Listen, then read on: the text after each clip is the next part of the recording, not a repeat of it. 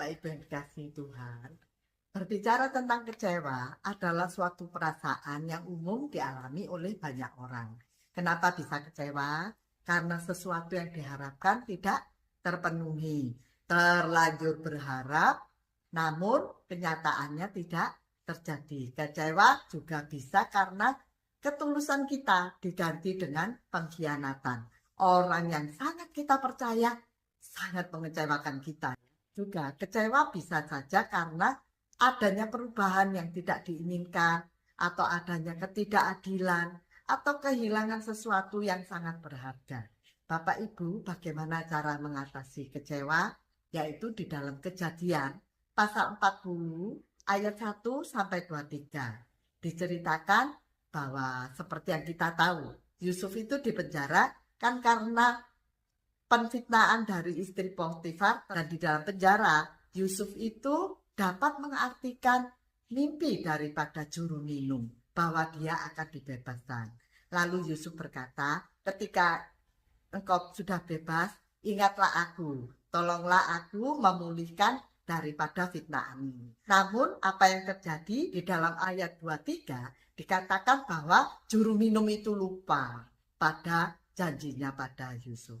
Tapi apa hal ini mengecewakan Yusuf? Hal ini tentu saja menurut saya sangat mengecewakan. Tetapi seperti yang kita tahu, pada akhir hidup Yusuf, dia menjadi orang nomor 2 sesudah Fir'aun.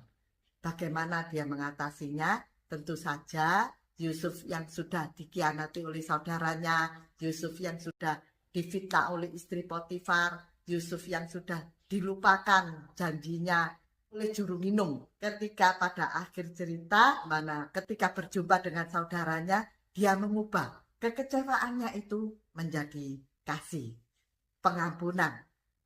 Hal inilah karena Yusuf tetap taat dan setia pada kebenaran firman Tuhan.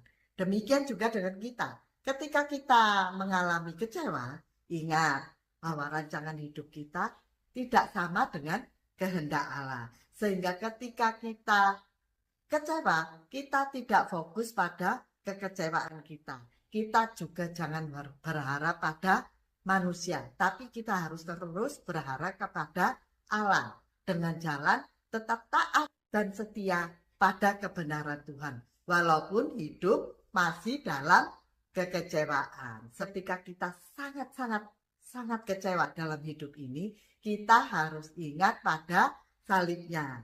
Yaitu ketika Yesus itu hidup, dia ditolak, dijadikan orang berdosa di dalam pengadilan.